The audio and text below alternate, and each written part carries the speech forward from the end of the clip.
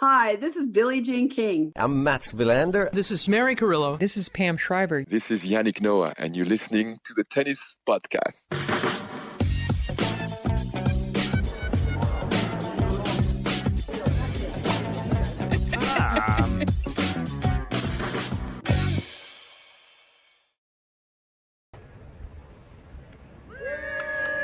Hello and welcome to the Tennis Podcast, live from Wimbledon, where that was completely spontaneous and natural, that crowd reaction, wasn't it, to us coming on air. It is the final day of Wimbledon 2013. This is our penultimate show of 18. This is 17 of 18, and it's only taken 17 shows for us to have to wear sunglasses, Matt. Yep. We did them for our rehearsal, didn't we? We did, and we thought, the sun's going to be a problem Such this an fortnight. issue. How are we going to cope with all this glare? And turned out not to be such an issue, but we're very glad to be back outside, David. Yes, I'm a stalwart. I took your guidance that I shouldn't wear sunglasses no matter how bright. I took it very much to heart, and here I am, coping. You are right, it is a rule of television, don't wear sunglasses, because you can't trust people when you can't see their eyes, but I'm assuming that everybody watching right now trusts us already, Matt, so we're good. Let's hope so. What a day we have to look forward to. Well, what a day we hope we have to look forward to. We've bigged up days before, and they have been disappointing. Top three big ups that ended up as duffers. If you're going to be There's a pod. confident in a match not being a duffer, it's surely the top seed against the second seed, and it's surely Djokovic against Alcaraz right now, right? Yeah, I think so. I mean, I'm slightly on eggshells because we were here a few weeks ago. But actually, I was thinking that yesterday when we were doing our preview show of the women's final, and we were excited for that match. It was kind of perhaps maybe already won and lost while we were doing that show, because Ons Jabeur said that she woke up stressed, and still it was on Marketa Vondrousova to perform and play the match she needed to, and she did. But I don't think Ons Jabeur was ready to win that match from the moment she woke up. And thinking about this match, we know how big nerves were for Carlos Alcaraz in Paris. Like, it might already be won or lost already. It depends how Carlos Alcaraz has woken up. I am confident he's not going to cramp today with nerves. I was reading a lot in the Spanish press this morning about the different approach he's taken to this match compared to the one that they had in Paris. He didn't train on site yesterday, he just went for a walk around Wimbledon Park. It was much more about recovery and getting his mind in the right place. He's been talking to his psychologist from the University of Valencia, who he's been working with for a few years. But he said, I'm not going to do any physically different exercises to prepare for this match against Djokovic, but I am doing different mental ones. And I think, a quality of all great champions is being a quick learner, I think. And I do firmly believe that Carlos Alcaraz is a great champion. He is already. I think he's going to be even better. And I think he will have learned from Roland Garros. And I think he's going to bring it. I know Novak Djokovic is going to bring it. Therefore, very, very excited. Imagine you're just walking around Wimbledon Park and, there's Carlos Alcaraz. He'd probably just say hi. Yeah, he would, wouldn't he? I doubt he even wears a disguise. He's probably just merrily walking around in tennis kit. I mean, that hat's been a bit of a disguise that he's been wearing in all the press conferences. Except everybody knows now that he's a bucket hat guy. The bucket hat is the thing to look out for. David, your time has come. No more obfuscating, no more procrastinating. You've had several sleeps. Yeah. Off you go. Yeah. The newsletter has been distributed, and I've put my pick in there, and I've gone Djokovic in 5. And I really do and ah about that, because I think it is possible, very much possible, that Alcaraz has a chance of winning this match and that he might end up winning it. And I was actually just having a little chat 10 minutes ago before we came on with Jonathan Overend, who covered all the Nadal Federer finals between 06 and 08, and he very much ascribes to your view, Catherine, that this could be a sequence of matches between the two in which Alcaraz makes incremental improvements and eventually wins. One thing he did say to me that I hadn't really thought of, what if they played a tie-break early on and Alcaraz won it. Just imagine what that would do to the kind of balance psychologically out there. If the first set was a tiebreak and Alcaraz won it, that would put the cat amongst the pigeons, because we would just assume that Djokovic would win a first set tiebreak. I think he's won 15 in a row now, which is overtaking Pete Sampras' record of 12, and he's won 20 out of 24 this year, and it's ended up becoming a signature for him this year. It's become one of the things he does to just establish power mentally over opponents and over the whole locker room. He wants them to know, I win all the tie breaks. And if we get into one, your best hope of beating me is to keep it close. But if we get into a tie break, I'll win that as well. So just imagine if Alcaraz were to win it. I think Carlos Alcaraz might need to win a tie-break to win this match, because an aspect that Novak Djokovic has improved so much over the years is his serve. And he's only been broken 3 times this entire tournament. A stat from Nick Lester was that the fewest times he's been broken in a slam that he's won was 6, and that was the Australian Open this year. You know, he's putting up incredible numbers on his serve in slams this year. So I don't know if Alcaraz can necessarily break Djokovic in 3 out of 5 sets necessarily. That would be an incredible effort. He's been returning brilliantly all tournament. Maybe he can. But I agree, it does feel like there's going to be probably an important tiebreak in this match. And Novak Djokovic has, as we said, sort of changed the rules on tennis. You do need to break him because he's winning all the tiebreaks. But if anyone can, and if tiebreaks are about little moments and little bursts of inspiration and coming up with the right shot at the right time, Alcaraz may well have that in him. So it would be fascinating, especially if it's the first set, because we know Novak Djokovic's record when he wins that first set is he's almost untouchable. Do you think Alcaraz is aware of that record? Yeah, the first set record? I think he is. I think he's aware of every record. Yeah, and again, that was something Juan Carlos Ferrero was saying. We have to block out all the records that Djokovic has. We have to try and not think about all the records that he's got. Not play the man. Not play the man. Maybe the maybe he's most not impossible thing in men's tennis where Novak Djokovic is concerned. Yeah. No one's been able to do it. Not even Carlos Alcaraz in Paris. No. Maybe Holger Rune, although I actually think Holger Rune's victories over Djokovic are a bit different. Like, he really is playing the man, but he somehow manages to make that work for He's him. also playing the best of 3 sets non-Grand Slam man. Yeah. And I don't think that's anything close to the same thing. We have a lot of people in the chat asking about the weather, and I do think that's significant, not just because it's sunny and you find us in sunglasses, but because it's really windy. Not yellow weather warnings windy, but it's very blustery today. When the wind catches, it really catches. And I think I don't think it's a determining factor in the match, but I think it matters. Djokovic doesn't like the windy, and Alcaraz likes the windy. Yeah, it's a little edge, I think, in Alcaraz's favour. I never really know exactly why Djokovic doesn't like the windy. It just seems to be all about balance, doesn't he? And I think the ball just moving at the last minute, but just before he's about to strike it, perhaps just throws him off, gets in his head a little bit. I think it's control freakery as well, isn't Right. it? Which I totally relate to. I can't bear playing tennis in the wind. Cannot bear it. No, me I neither. I think that's what it is too. And he's not a massive top spinner of a tennis ball. He likes a clean hit, and you get fewer looks at a clean hit in wind.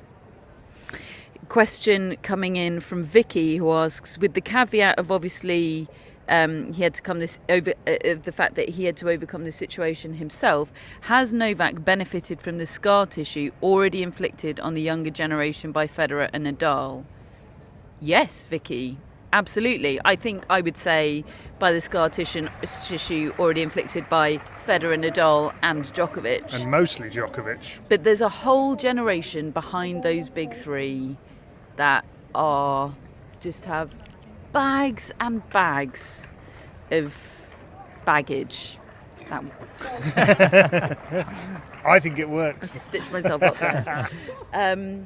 Yeah, absolutely. And they're beaten before they walk on the court, or semi-beaten before they walk on the court. 100%. I just think Djokovic has played a huge part in that.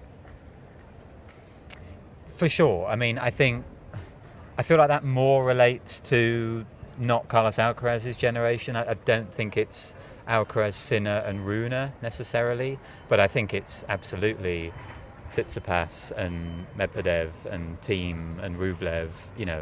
I think they've all been affected by the big three staying on far longer than most people would have thought, but I'm not sure that's necessarily the case with Carlos Alcaraz. He's the one different factor in this, I think. Novak Djokovic was in his head at Roland Garros. He was so frank and so honest, he admitted that. But the way he's responded since then, I wondered whether that would carry over and we would see a slightly diminished Carlos Alcaraz through the grass court season. Like he would be a bit sort of affected by what happened to him in Paris. He hasn't been. He's won 11 matches in a row since then. Now he gets another shot at Djokovic. I think he's jumping at the bit to have that next shot, but also having learnt from the previous occasion. It's so difficult. I know I made this point yesterday, but I'm going to make it again. You just don't know how well either of them are playing because they haven't played one another. Yeah. It's impossible. One of them could win in straight sets today, really one-sidedly, and we'll go, oh, right, okay, that was kind of always the case. We just didn't know it. Like the Djokovic-Nadal Australian Open final of a few years ago. I feel like so difficult. Djokovic has a weapon with the mentality that none of the other rivalries that we've had, Nadal and Federer, have had in quite the same way. I mean, obviously there's a massive age gap for a start, so that's part of it. Maybe when Federer played Nadal the first time here, and obviously he comes in as this multiple Wimbledon champion already, and Nadal's trying to figure out grass still, and he's won all the clay stuff, but he's not really a grass court player, is he? And I think it was a 6-love first set for Federer. I think that's maybe the closest thing, and I think that there has to be a possibility that Djokovic just comes out and Alcaraz is a bit... gives him a masterclass. And he's just a bit freaked out by it all. That has got to be a possibility. Is it a possibility that Alcaraz comes out and goes, I'm world number one and I'm 20 years old, you're 36?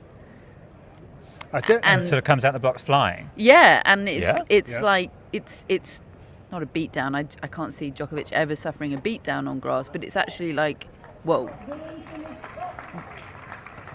Yeah. Alcaraz is better on grass than we realised, and that would make sense, wouldn't it? He is 36, the other guy's 20. Sometimes all these scenarios would make sense if they happened. You could make a logical case for all of them. Yeah, I mean, Djokovic went 2-0 down against Sinner last year and came out really tight, and sometimes he does. He's just not quite got his bearings yet. Occasionally he's opening his eyes really wide as though he can't quite focus on the ball, and he's sort of loses equilibrium almost. Has he lost a lot? Has he lost the first set in his last couple of Wimbledon finals? I think against Berrettini and Kyrgios. He went a set down and worked his way in. It's funny, as much as it was so disappointing the way the French Open match finished between them, it does actually perhaps create a bit more intrigue even around this match, because if Novak Djokovic had just beaten Alcaraz in 4 sets and just been so clearly superior, and finish the match, with both players, with neither player cramping, you would think, well, that was on clay, and now we're on grass, and how is Alcaraz going to make that up, even in a Slam final on a court which Novak Djokovic hasn't lost on in 10 years? But because there's that little unknown, because Alcaraz was bringing it to Novak Djokovic in that second set, that match was 1-1 when they were both physically okay, So I think we didn't get to see the finish, so it feels like there's an unanswered question. if Alcaraz can not get stressed by the situation. Another thing we should probably mention is, wow, we're getting this match that we longed for so long. 2 slams in a row, twice in the space of a month, pretty much, 5 weeks. You know, there were times when we wondered if the fates were conspiring to make sure this match never happened at a Grand Slam. And now we're being spoiled by its frequency and we're almost taking it for granted. I think the French Open result, the way it ended, took a bit of the shine off the excitement. I think you're right, Catherine. If 2 months ago somebody had said we're going to get a semi-final of Roland Garros between Djokovic and Alcaraz. Get over it, David. He's gone. Sorry, everybody. And a Wimbledon final between them, we would be punching the air, high-fiving, just so full of excitement. And I'm not trying to say that I'm not, but I definitely feel like people seem to remember sets 3 and 4 more than they do sets 1 and 2. Yeah. And particularly set 2 when they both played pretty well and they went toe to toe and it was everything we are looking forward to. I just think we're likely to get more of that today than duffers. Shivy asks, what aspect of the game would either player want to target in their opponent today? Boy. Try and find holes in the most complete game in men's tennis ever in Novak Djokovic. I think it's getting him off balance, getting him doing that. You know what I mean? Particularly in the wind, you sometimes see him. Alcaraz, this is. No, both of them actually. Right. I think I was talking about Djokovic. Oh, okay. Particularly in early stages when he's a bit stressed and with the wind, that kind of jelly-like thing he can sometimes do. Yeah. Sometimes his legs don't quite do what he wants them to do, and I think in a way he tells everybody that's what's going on because it's really frustrating him, and his way of dealing with it is almost like talking therapy. It's look what's happening to me. I can't handle this. This is awful, and that's why everybody assumes there's something massive wrong, and then they start saying, "Oh, he's putting it on." Well, he's not. He's just freaking out a bit. It's quite interesting how coming into this match, Novak Djokovic has got the better serving numbers and Carlos Alcaraz has got the better returning numbers. That's like Vondrousha and Jabeur yesterday, isn't it? Yeah, I do think that's an element. Alcaraz, I think, needs to serve kind of out of his mind today. I still don't think he has the pinpoint accuracy on his serve that Djokovic has. He's got a massive serve when it goes in, but he's got to have that shot working because Djokovic will break him. I think that's a huge battleground for me. Keep him quiet will be Djokovic's goal. With that serve is a real dampener on a mood. He's become Goran-like, and what a compliment that is. Just yes, you've won that incredible point, and we're going to be replaying it for months. But I then win the next 3 with barely a second thought. And I actually think keeping Alcaraz off balance by wrong-footing him was a major tactic he used. Back behind in Paris. shots. Yeah. Yeah, we've got a few questions coming in about the tournament as a whole, which we will answer some of towards the end of the show. But let's just stay on this match for the moment. Well, I say let's stay on this match. Ben asks, David, why aren't you in green? I don't know. An important question. I don't own green. Imagine David in a full green suit. I don't have any green. Sorry, Ben. Strong question, Even though, Matthew's Ben. gone green today. Very, behind the very camera valid. Today. Dear. It's all right, we're not live, don't worry. We'll edit that. What would an Alcaraz victory mean for men's tennis? That question comes from Noah. If Djokovic starts getting beaten in his backyard by the guy, It would be significant. I mean, I think we're already, talking about the potential for a calendar slam, something truly historic to this year, and that would obviously be off the table if Novak Djokovic loses. I think it would be an extra bit of motivation for Novak Djokovic. He has spoken so much about wanting to put the youngsters in their place and keep them down, and he said, I'm hungry, he's hungry, let's feast. Which genuinely was chilling. It's great.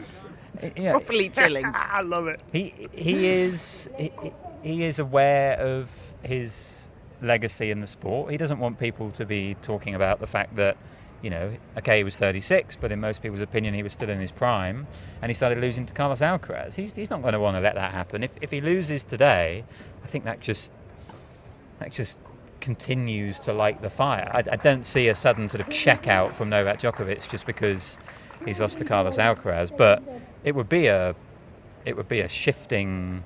It would be Carlos Alcaraz saying, "No, I'm right there with you, even at the slams," because Alcaraz has dominated kind of the tour over the last year or so, but Djokovic just kept hold of the slams. It's like two different sports. Would it give other players some belief? Because that locker room aura of Novak Djokovic is such a big feature of men's tennis at the moment, I think.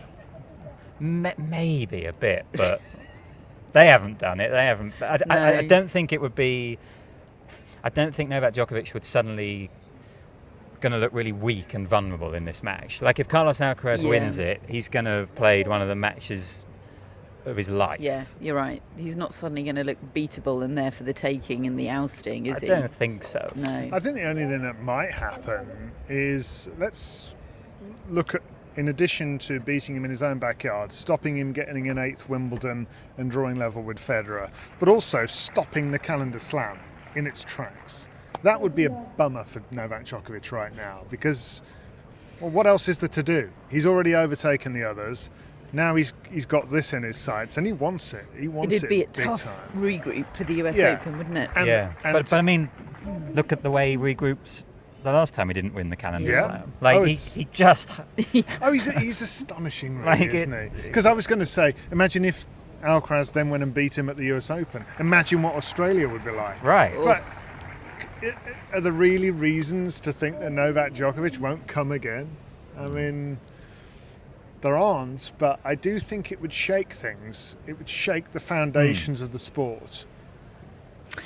From Ray, if you are one Carlos, what advice would you give Carlos to take home the W today? This one's clearly for you, David.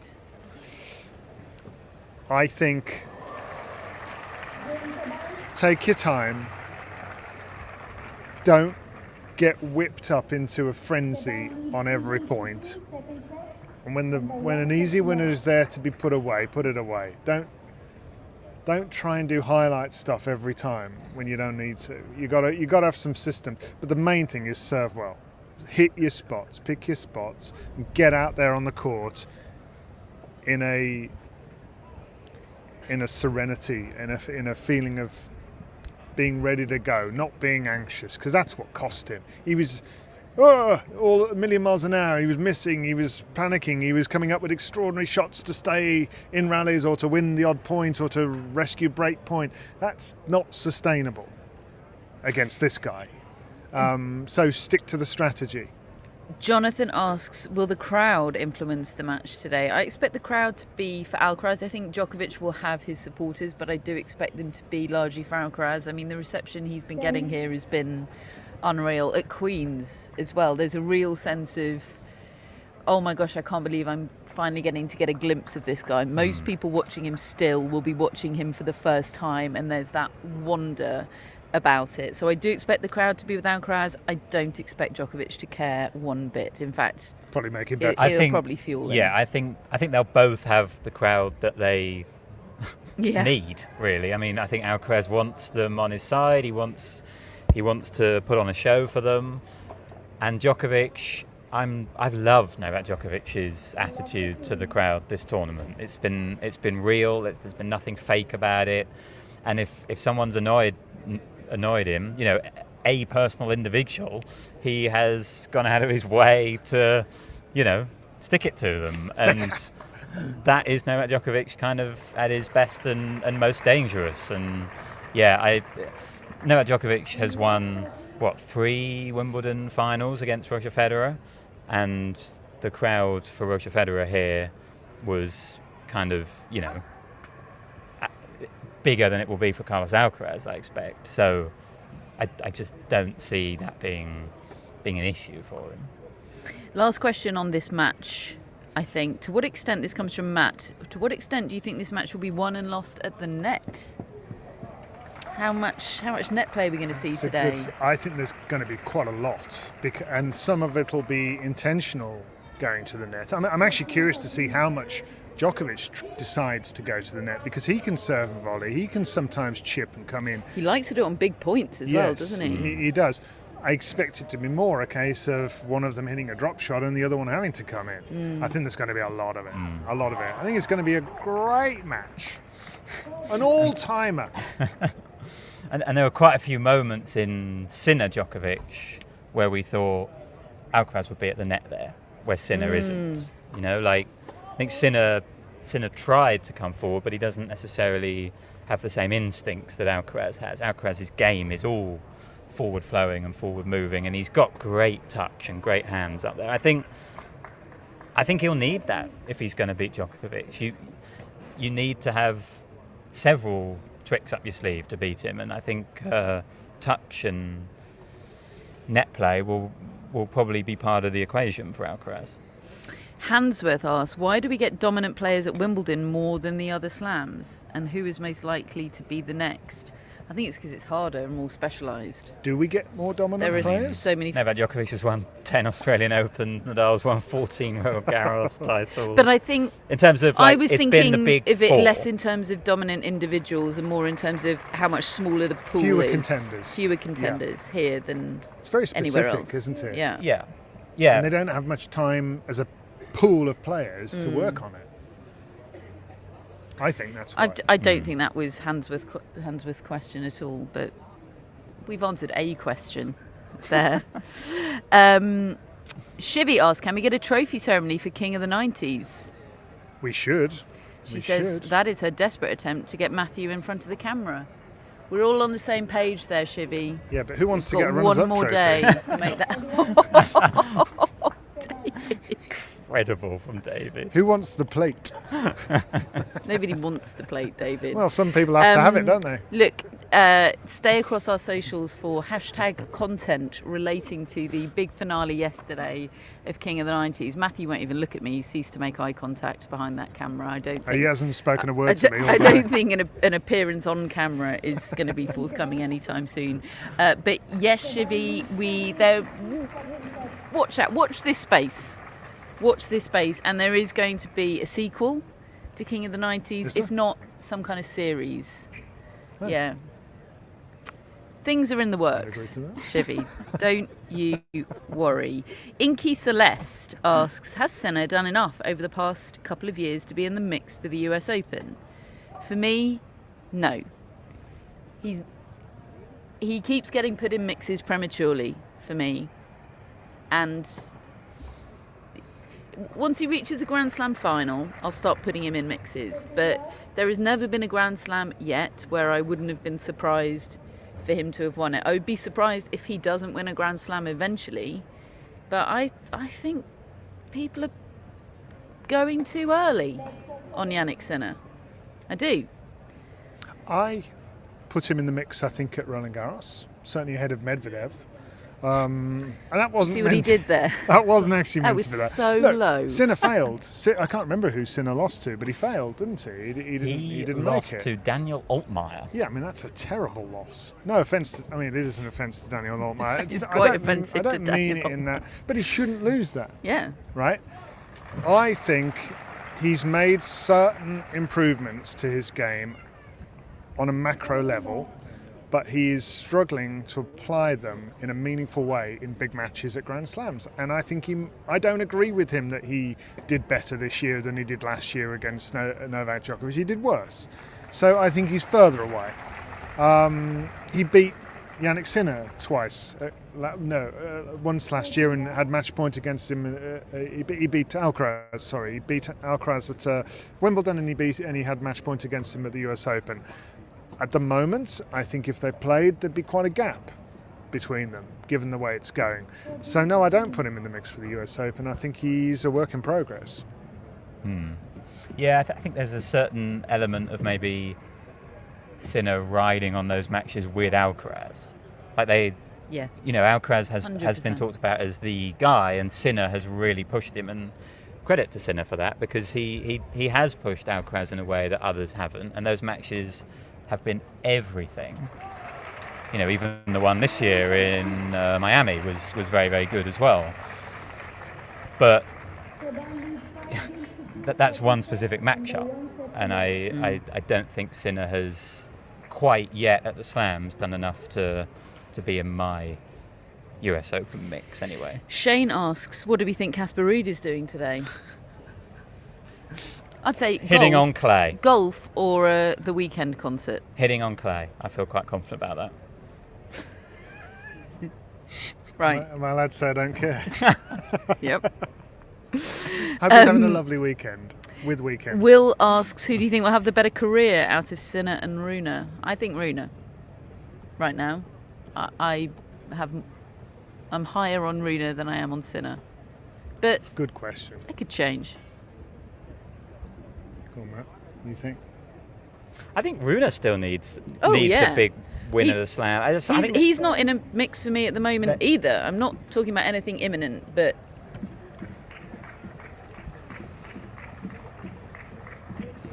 Rune just. Same. Rune just. And that's because of the mongrel in him. yeah, You know? yeah. He is going to get results that his tennis shouldn't allow at times. A sub question to this in from Paulie with multiple Y's. This one is specifically for you, Matt. Stand by. Who's going to win a Grand Slam first, Darwin Blanche or Yannick Sinner? Oh, God, we're bashing Yannick Sinner today. I'm going to say Sinner. I think Sinner. Has Darwin to be Blanche Sinner. is 15. He's literally 15. he might not be any good. He might not. If he wins one in the next 5 years, that would be pretty that would incredible. be extraordinary, yeah. We did have a question come in about the junior boys final, by the way. Some people wanting to know what we think of Henry Searle. I think in particular what you think of Henry Searle, Matt, because you are the talent spotter among us. I think we need to hands up on this. We focused all of our junior scouting on Darwin Blanche over the past few weeks. I've never seen Henry Searle play. I'm really going to make a point of trying to watch him today. There is some other stuff going on to attract our attention, but we're going to try and give you our assessments. We did see a bit of Demine, who he's playing in the final today. Yemin? No, it was Yaroslav Demine, Demine. I think. Yeah, because he beat Darwin Blanche yesterday. Yeah. Look, we'll let you know. We're running a bit behind on that one. We've got time for a couple more questions. KJ asks, will Caroline Wozniacki make a dent in her comeback? What's make a dent? I think she can... I'd be very surprised if she won a Slam or reached a final. But I could see her doing Elina Svitolina things. I think she's definitely looking at Elina Svitolina and thinking, I can do that. Yeah. Yes, same. I think she will be probably pretty much as good as she was before, is a guess. Has the field got better? Yeah, I'd say so. I think, there's some of the rivals she had were probably better than even some of the ones at the top today. I mean, obviously, Serena Williams was one of them, and she lost to her in a Grand Slam final. But I think that it's more the pool of 50 players. I think there's quite a lot of players that will go toe-to-toe with her, and she might struggle with in the top 50, 70 even in the world, depending on what the surface is and all the rest of it.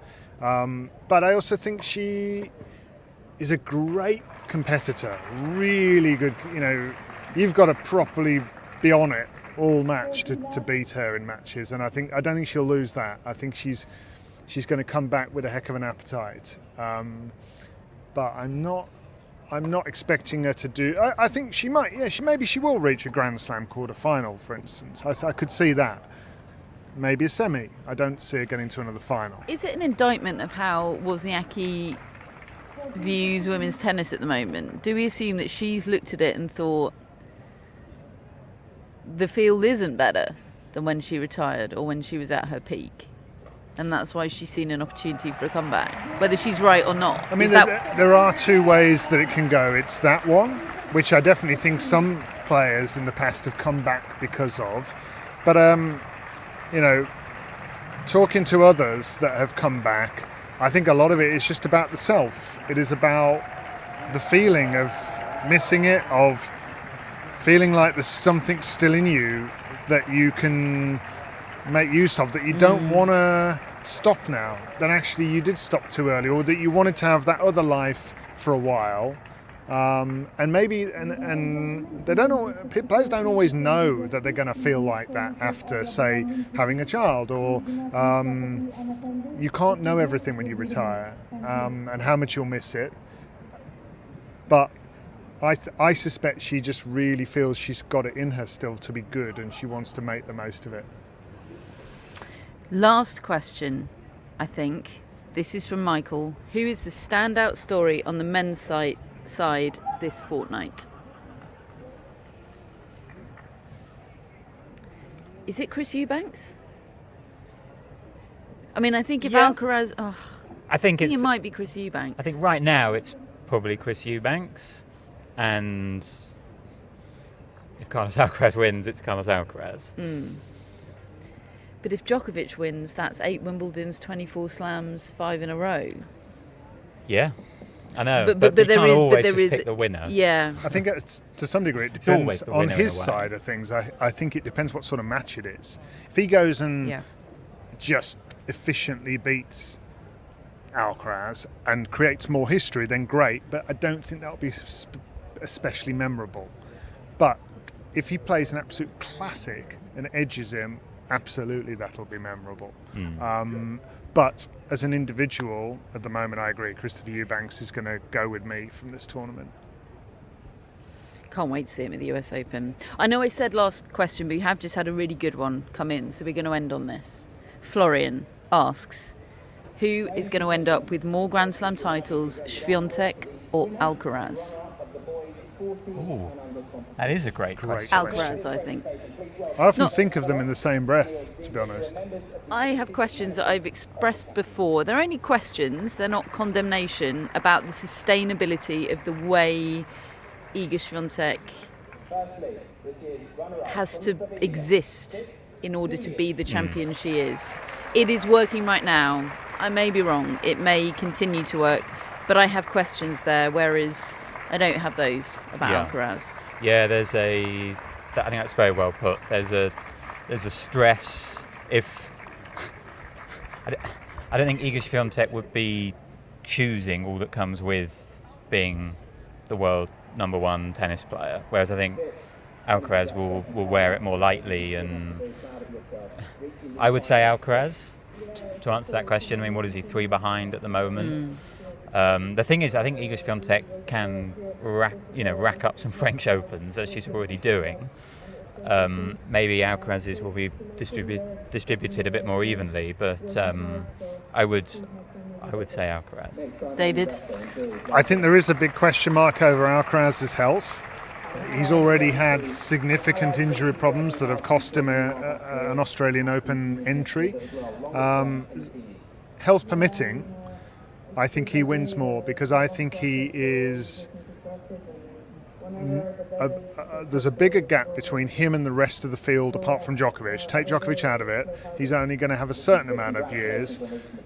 Most of the next few years, unless other people come along who are as good as Alcaraz, I think there's a bigger gap to the others that we see at the moment than there is between Swiatek and Sabalenka, Rybakina, Mukova, those sort of players. Until Darwin Blanche comes along. Watch this space. There's someone behind us, I think, winning the 14 and unders Great Britain competition that they do here. Somebody that we've missed the opportunity to talent spot, but they're lifting a trophy, so I'm sure they're very good. Name for the future, I just don't know it. Thank you for joining us for our live preview show of this men's singles final. If it's not if it's not obvious, we are extremely pumped, but not over pumped, Carlos Alcaraz French Open style. We are just the right amount cramp. of pumped ahead of this men's singles final. And look, if it turns out to be a dud, we apologise in advance, but we're pretty confident it's going to be great. We hope you enjoy watching it, and we hope you join us for our review show at the end of it all, which will be after the singles final. Keep across our socials for the exact time, because of course that depends on the length of the match. So watch this space for the time, but we hope you can join us. Thank you for joining us this morning, and we'll speak to you later. Now, of course, there'll be a lot of focus on these. It's not often we have a home champion